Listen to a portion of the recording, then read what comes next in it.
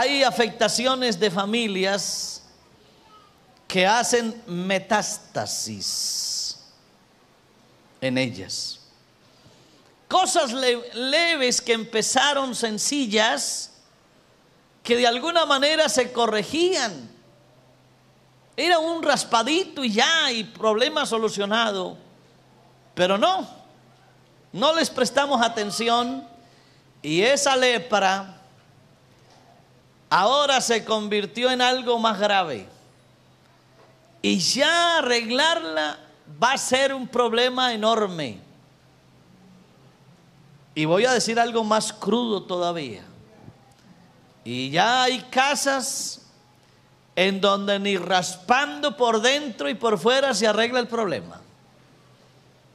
Ya no queda sino una alternativa: destruya, porque aquí no queda nada. ¿No le parece que es como un escenario muy triste eso?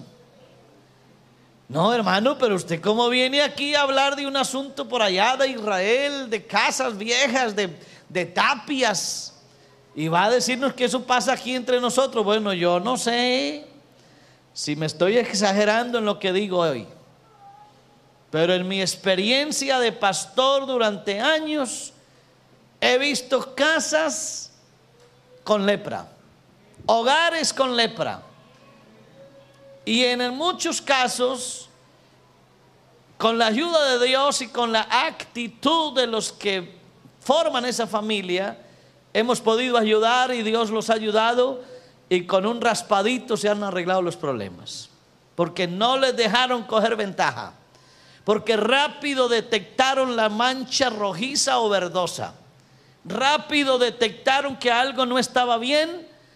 Se pusieron de acuerdo papá, mamá e hijos: esto no puede avanzar, esto hay que arreglarlo, y lo arreglaron, y hoy son casas y familias estables y saludables. Otras casas, su problema ya era mayor, y ya el arreglo tuvo que ser más grande, el esfuerzo mayor, el sacrificio mayor, el aporte tuvo que ser más cuantioso.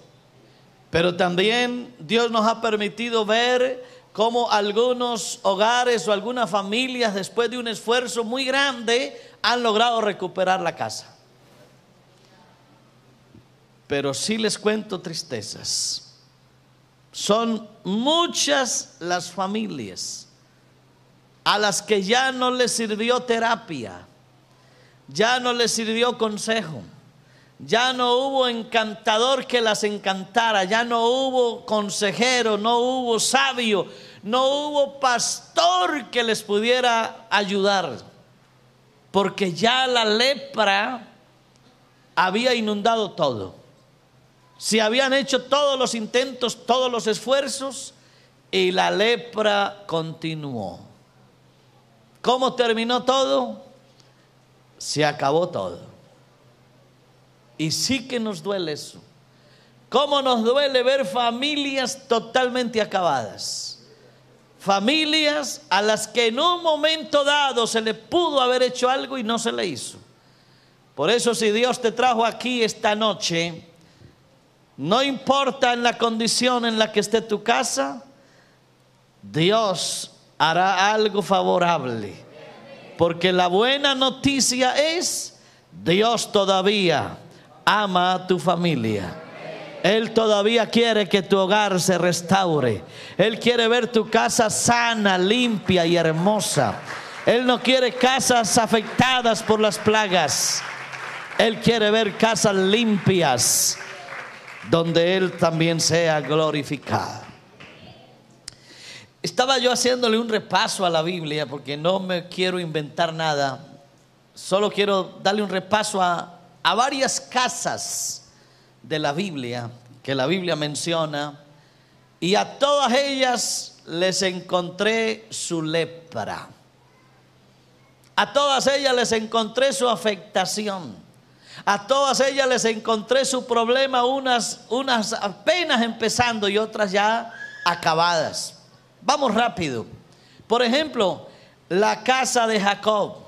Fue una casa afectada por la idolatría. Le dijo Jacob a su familia y a todos los que con él estaban: quiten los dioses ajenos que hay entre vosotros y limpiaos y mudad vuestros vestidos. La propia casa de Jacob estaba afectada por la lepra de la idolatría. La familia de Gedeón estaba afectada por la pobreza. Y dijo Gedeón: Señor mío, ¿con qué salvaré yo a Israel, siendo mi casa o mi familia pobre en Manasés, y yo el menor en la casa de mi padre? Pero alguien dirá: hermano, y ser pobre no es una afectación. No, aquí no es tanto ser pobre, aquí es no proveer para la casa, es descuidar la casa, es no atender la casa como la Biblia enseña. Para la casa hay que proveer. Así que muchas pobrezas que algunas familias tienen no son por la situación socioeconómica en que se vive, sino porque no ha habido una mayordomía como la Biblia establece. Así que muchas pobrezas son causadas por el desorden de los padres, o por el despilfarro de ellos, o por el mal manejo que los hijos dan. Pero la pobreza en este sentido sí es una gran afectación. Hay otra familia que yo le he llamado la familia afectada por el desamparo, la familia de Noemí. ¿Se acuerda cuando ella y su esposo les tocó ir a un país extraño? Y allá se muere su esposo y también se mueren sus hijos. Una familia en medio del abandono, del desamparo, en medio de la soledad. ¿Cuántas familias tenemos así ahora? Mujeres como cabezas de familia que han tenido que enfrentar toda la fuerza de una casa, una familia entera sobre sus hombros. Que Dios bendiga a esas mujeres, que Dios les ayude. Hay familias también afectadas porque no hay descendencia, porque no hay hijos. Estaba yo mirando aquí el caso de Ana. Dice que a Ana daba una parte escogida porque amaba a Ana, aunque Jehová no le había concedido tener hijos. Y su rival la irritaba, enojándola y entristeciéndola, porque Jehová no le había concedido tener hijos. Alguien dirá: ¿y eso es una afectación? Pues déjame decirte que la Biblia dice que los hijos son herencia de Jehová. Y un buen hijo será un muy buen apoyo para la vejez. Por eso tener un muy buen hijo creo que será una bendición, porque todos vamos para viejos y ojalá lleguemos. Y qué bueno llegar a una buena vejez con unos buenos hijos que nos sirvan de apoyo. Así que no tener hijos para Israel era, y para los hijos de Israel y para una mujer en Israel, era todo un trauma no tener hijos. Así que Dios bendiga a nuestros hijos y ojalá que podamos proveer para ellos, para que algún día ellos también sean el bastón de sus padres cuando estén viejos. Hubo una casa que fue afectada por el adulterio, la casa de David. Cuenta la Biblia que el pecado de adulterio de David trajo para toda su casa un problema muy grande. Dice: ¿por qué pues tuviste en poco la palabra de Jehová, haciendo lo malo delante de sus ojos? A Urías Heteo heriste a espada y tomaste por mujer a su mujer, y a él lo mataste con la espada de los hijos de Amón. Y escuche la tristeza. Mire lo que causa el adulterio y en un hombre, en el padre de familia, en la cabeza de la casa. Dijo Dios a David: por lo cual, por tu pecado de adulterio, por esa lepra que entró a tu casa que se llama adulterio, no se apartará jamás de tu casa la espada, por cuanto me menospreciaste y tomaste la mujer de Urías Heteo para que fuese tu mujer. Y así ha dicho Jehová: he aquí que yo haré levantar el mal sobre ti de tu misma casa, y tomaré tus mujeres delante de tus ojos y las daré a tu prójimo, el cual yacerá con tus mujeres a la vista del sol. Es una sentencia lapidaria, porque tú lo hiciste en secreto, mas yo haré esto delante de todo Israel y a pleno sol. Esa lepra que se llama adulterio sí que destruye hogares. Esa es una lepra que no se quita raspando la pared. Esa es una lepra que incluso habrá que quitar las piedras y cambiarlas.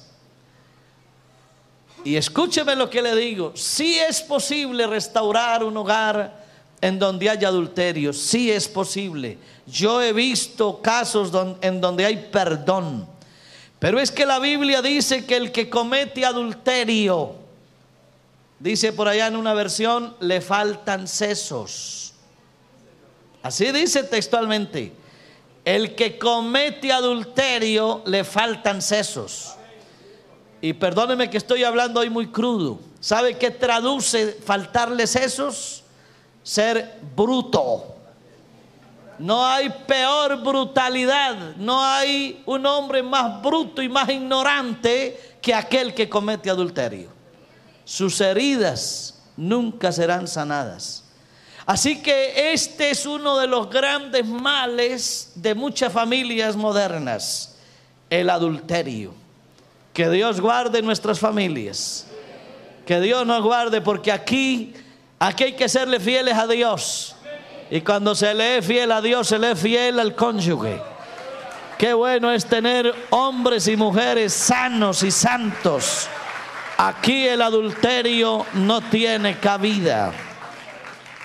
El adulterio destruye la casa. El adulterio es peor que cualquier lepra que le llegue a la casa. La destruye por completo.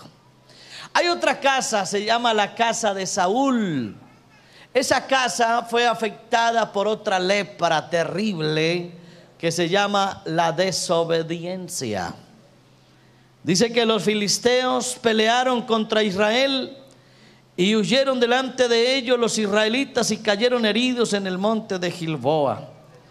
Y escuche la tristeza producida por una lepra que se llama desobediencia. La desobediencia de un hombre a quien Dios puso en lo alto, pero se llenó de soberbia y no quiso obedecer, y creyó que ofreciendo sacrificios podía arreglar el problema. Y esto aquí no se arregla con hacer sacrificios, esto se arregla con obedecerle a Dios. Hay cristianos que creen que haciendo sacrificios solucionan las cosas, y no es así. Aquí más que los sacrificios, escúchame y espero que hacerme entender, muchas cosas no se arreglan con oración. Hay gente que cree que orando los problemas se arreglan. No, señor, se arreglan no solo orando, obedeciendo, porque el obedecer es mejor que los sacrificios.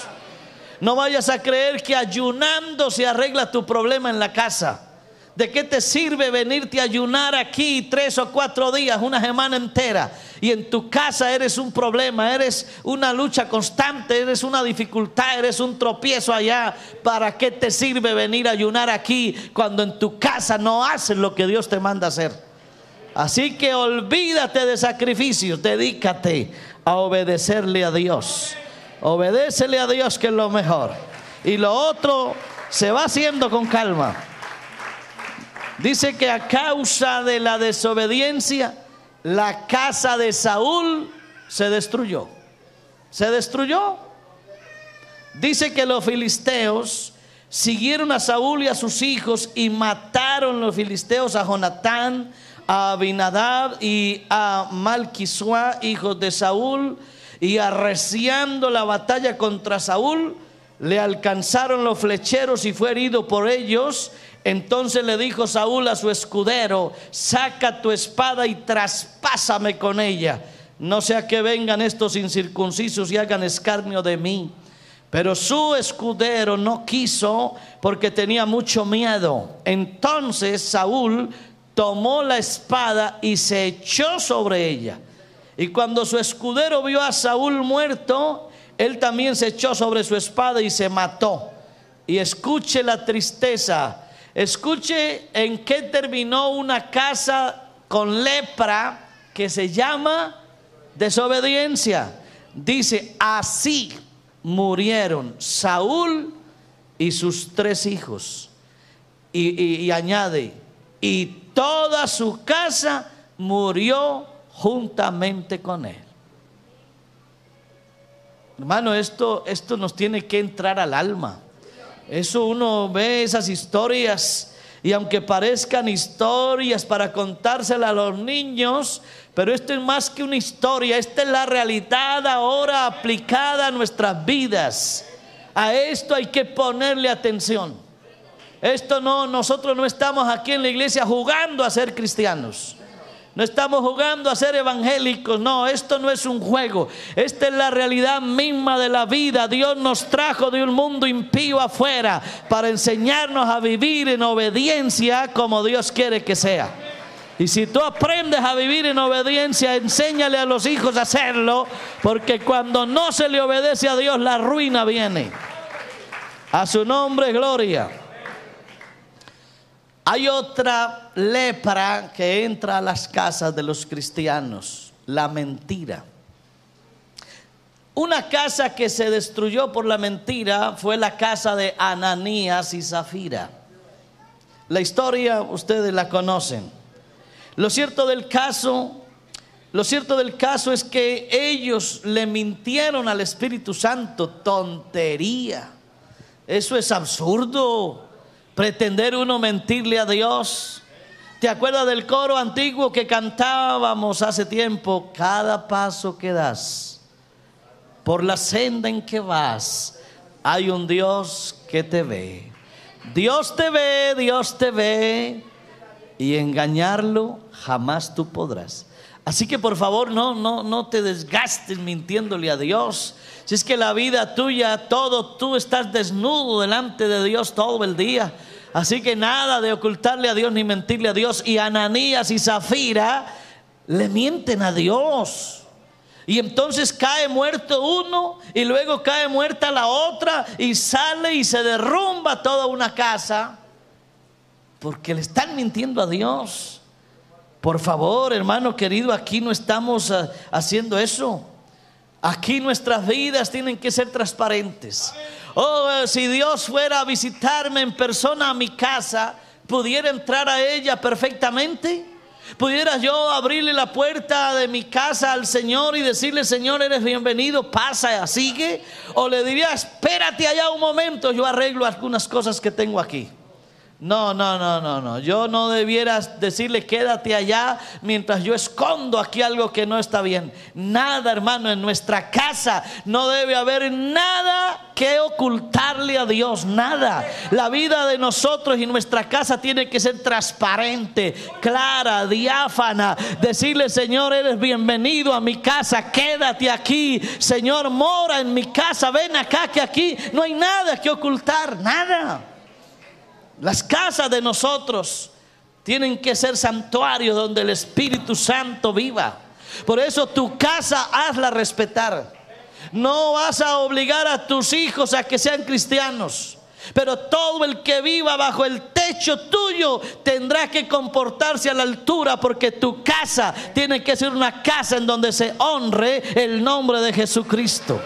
No permitas que en tu casa haya pecado. No dejes que haya pecado en tu casa.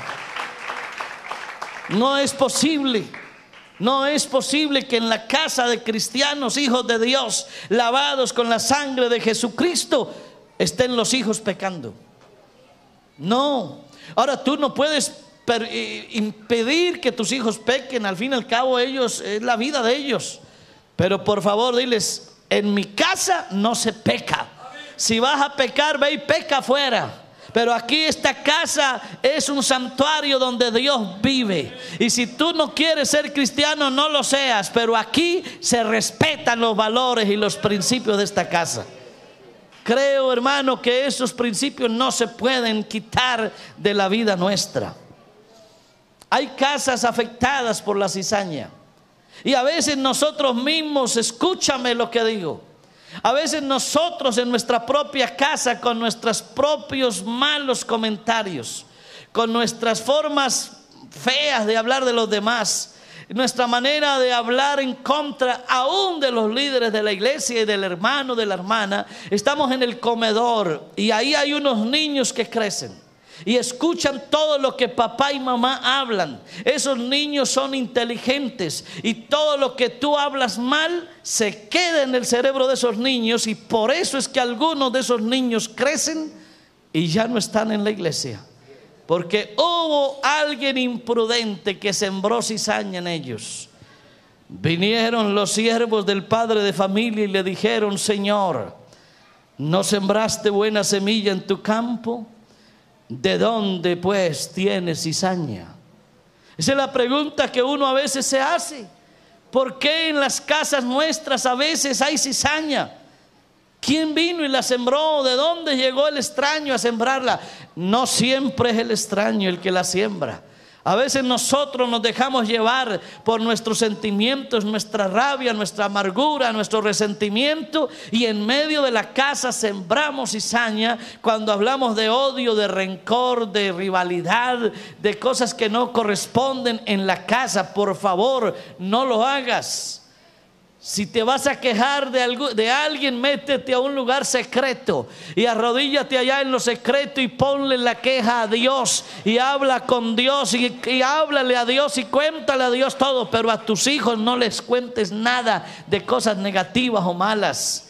Eso es sembrar cizaña, y después arrancarla es un problema y muy grande.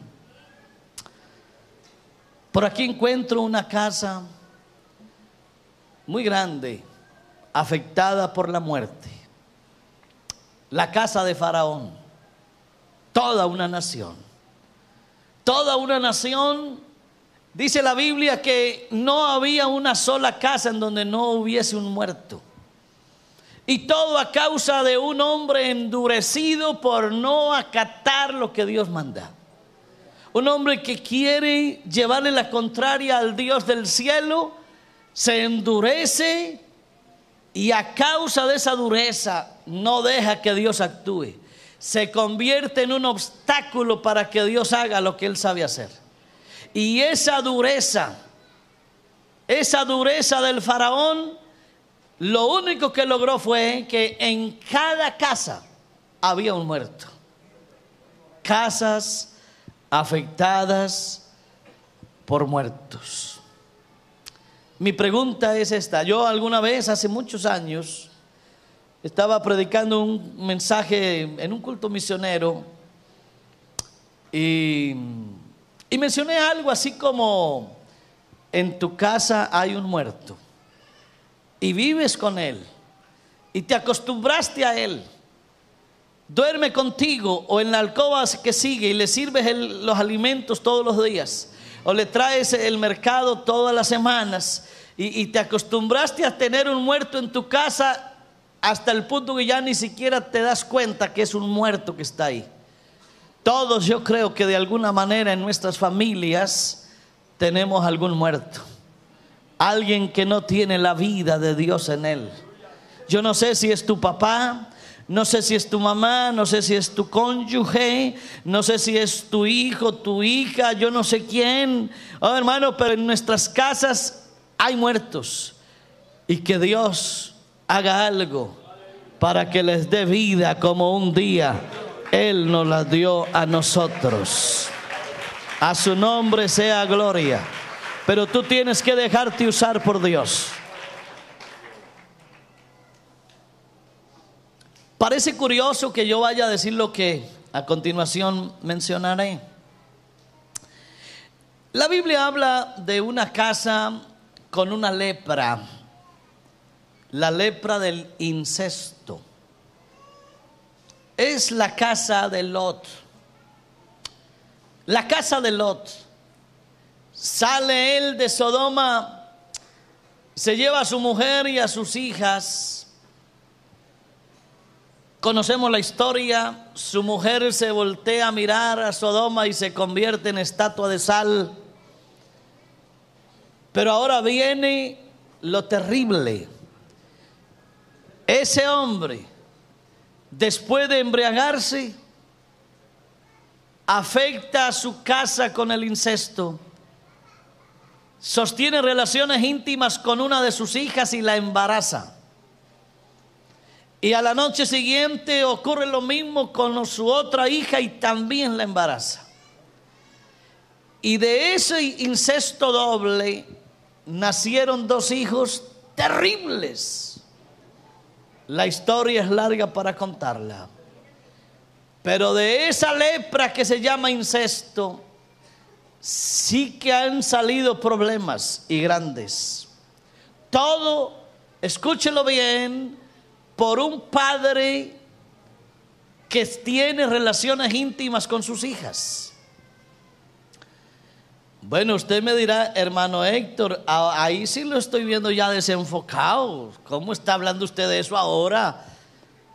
Hermanito querido, le cuento que hemos estado viendo unas cosas últimamente terribles. Hoy está de moda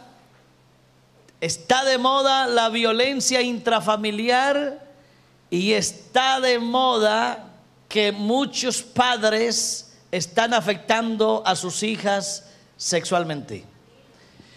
Tenemos hoy casos abundantes de niñas de menores de 14 años violadas y abusadas sexualmente. Y en la mayoría de los casos son familiares. Los victimarios son familiares. Esto está cada vez cogiendo auge. Porque claro, como ahora apareció la famosa ideología de género, en donde ya es el famoso libre desarrollo de la personalidad, ya en algunos países no es problema que un hombre vaya ante un juez o su equivalente allá y se case con un menor de edad. Y mañana va a pasar también que va a llegar no con un menor de edad, va a llegar con su mascota y le va a decir: necesito que usted me case con mi perro o con mi perra. Y claro, ella por perra que es, aceptará que el matrimonio, ¿no? Y todo eso va a pasar y ya está pasando. Y eso, hermano, está abundando ya. Y cada día vendrán cosas peores. Y por eso es que hoy está abundando también ese abuso sexual de menores. ¿Y quién lo creyera? ¿Será que lo digo o no lo digo? En la iglesia también pasa. También pasa. Conocemos casos en donde ha habido incesto, ha habido abuso sexual de padres a sus niñas pequeñas. Y déjeme decirle que eso ahora está delicado hasta el punto que si usted se llega a enterar de un abuso sexual a menores, usted tiene la obligación de ir a denunciar al violador. Porque si usted no lo hace, usted se vuelve cómplice. Y a usted también la ley le cobrará y le impugnará su silencio y lo castigará por eso. Así que aquí, hermano, esto no puede pasar. Y yo les ruego a las mamás, cuiden sus niñas y sus niños, porque esto está abundando. Hay casas afectadas por esa lepra. Hay otra casa que es la casa de Elí. La casa de Elí es la casa afectada por la lepra del pecado de los hijos. Un hombre especialísimo como Elí, un sacerdote que amaba a Dios, que vivió para servirle a Dios, pero sus hijos nunca conocieron a Dios. Y cuenta la Biblia que terminaron muy mal. Dice: he aquí vienen días en que cortaré tu brazo y el brazo de la casa de tu padre, de modo que no haya anciano en tu casa. En otras palabras, todos tus hijos morirán jóvenes. Verás tu casa humillada, mientras Dios colma de bienes a Israel, y en ningún tiempo habrá anciano en tu casa. El varón de los tuyos que yo no corte de mi altar será para consumir tus ojos y llenar tu alma de dolor. Oye, hermano, qué tristeza para un hombre que escuche esa sentencia. El varón de los tuyos que yo no corte de mi altar será para consumir tus ojos y para llenar tu alma de dolor. Y todos los nacidos en tu casa morirán en la edad viril. Y te será por señal esto que acontecerá a tus dos hijos, Ofni y Fines, ambos morirán en un día. Qué duro eso, hermano, qué duro, qué lepra terrible la que puede estar en muchas de nuestras casas con el pecado de nuestros hijos. Que Dios bendiga a nuestros hijos, que Dios les muestre a ellos este mismo camino que nos mostró a nosotros un día. Oh, hermano, cómo quisiera uno coger a los hijos, forzarlos y obligarlos y meterlos al altar de Dios, pero se nos escapa eso de las manos. Alguien me preguntó alguna vez, hermano, ¿y qué hacemos con nuestros hijos? Bueno, difícil respuesta. Primero, que nos quede la conciencia tranquila de que les predicamos el mejor evangelio a través del ejemplo. Eso sí tiene que quedar claro, que si nuestros hijos pecan delante de Dios y ofenden a Dios con sus actos, que no puedan ellos decir jamás que fue por culpa de nosotros como padres que no les mostramos cómo se vive el evangelio. A mí como padre me tiene que quedar mi conciencia tranquila, que le enseñé a mis hijos a vivir el evangelio con dignidad. Y ellos nunca podrán decir es que mi papá fue un mal cristiano. Nunca podrán decirlo.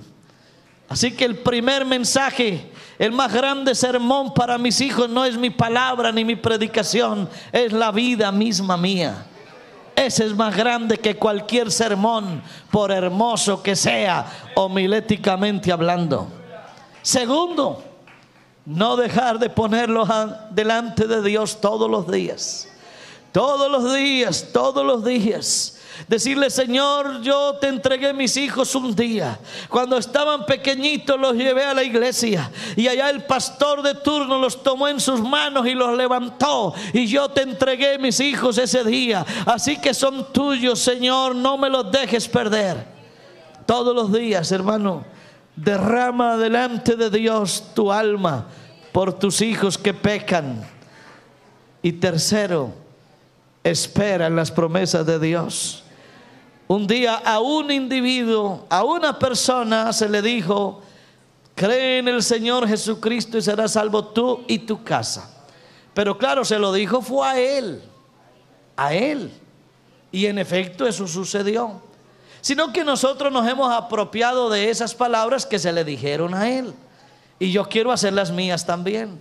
Y yo quiero decirle: Señor, así como le salvaste la familia a ese caballero, por favor sálvame la mía también. Esperaré en tus promesas hasta que se vean cumplidas. Y si me muero sin verlas, algún día en el cielo podré darme cuenta que tú salvaste a mis hijos. Creo, hermano, que es lo que tendremos que hacer al final de todo. La casa de Jacob fue afectada por la deshonra. La casa de José afectada por la muerte de su padre. La casa de Acab afectada por la maldad de sus padres. La familia de Job afectada por Satanás. La casa de Israel afectada por la rebeldía. Casas afectadas por malos cimientos.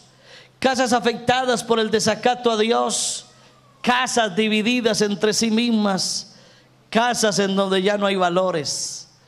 Casas en donde la lepra ha venido afectando las paredes y los muros.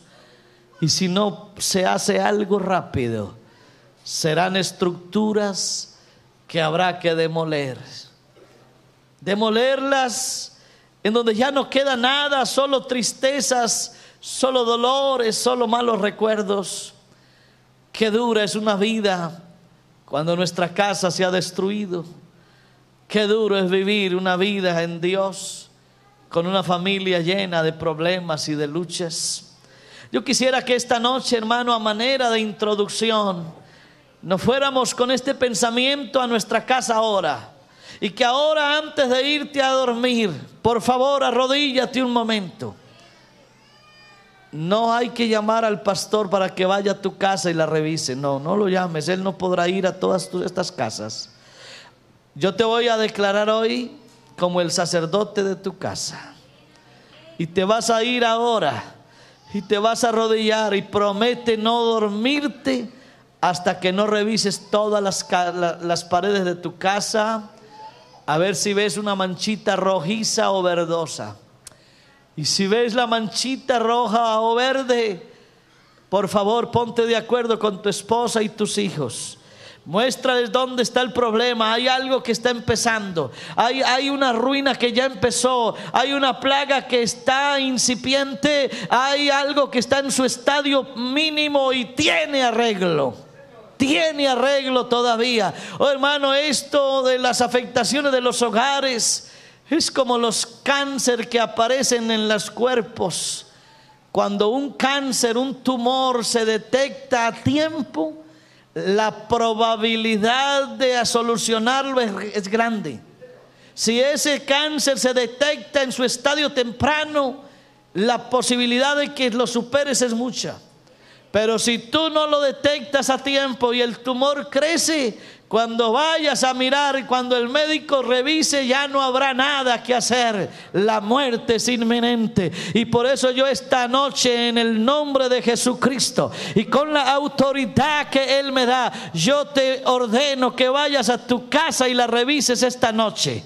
Revísala hoy, porque algo que pueda solucionarlo rápido lo podrás hacer con la ayuda de Dios. Hoy lo harás. Y esta semana es una semana que Dios te ha dado, te regaló Dios esta semana para que raspes tu casa. Ráspala, quítale lo que estorba. Mira todo lo que hay malo en tu casa, todos esos problemas que hay, esas enemistades, esas luchas, a veces esa amargura, esa enemistad con tu esposa, con tus hijos, esa forma irritante de hablar, eso de vernos como enemigos, como contrarios, como durmiendo con un enemigo. Esta noche vas a revisar eso y vas a raspar eso de tus paredes, de tu casa. Quita eso y ámate, ama a tu esposa, ama a tu familia, corrige, perdona si hay que perdonar, humíllate si te tienes que humillar, pero no dejes que la lepra de tu casa avance, porque luego el daño será más grande. Habrá que quitar piedras enteras y ya no será fácil. Ya no será fácil. Podrás cambiarlas, pero a lo mejor cogió ventaja todo. Y ya lo último verás cómo tu casa se derrumba por completo. Y ya vendrás aquí a orar y te arrodillarás aquí y pedirás oración a todo mundo. Y todo mundo te rodeará y pondrá las manos sobre tu cabeza, pero ya no hay nada que hacer. La lepra destruyó tu casa, porque Dios un día te trajo aquí, te habló y tú no hiciste caso. Por eso yo te invito a que en esta noche le digas algo a Dios. Pónganse de pies, por favor. Yo también tengo algo que pedirle a mi Dios ahora. Oh, yo tengo que pedirle a Dios algo ahora. Mi casa también necesita ser sanada. Mi casa también necesita ser restaurada. Mi casa también necesita que se le haga un tratamiento. Y yo quisiera que Dios hoy visitara mi casa y con Él le dijera: Señor, ayúdame a mirar los muros de mi casa. Ayúdame, Señor, a ver dónde hay algún hongo que está avanzando, donde hay alguna lepra que está avanzando, Señor. Y así duela, así sea difícil, pero por favor, que con tu Espíritu Santo se raspa, Señor, así me duela.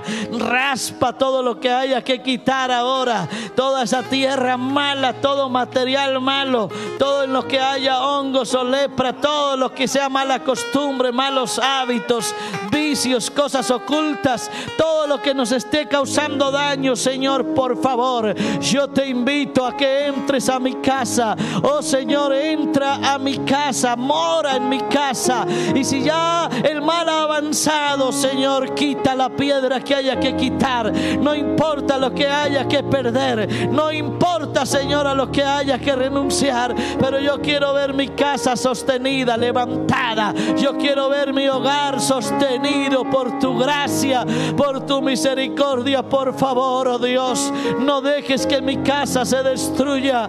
Haz algo ahora, oh Dios, haz algo ahora en el nombre de Jesús. Haz algo ahora en mi casa, Señor. Entra en mi casa, oh Dios, entra en mi casa.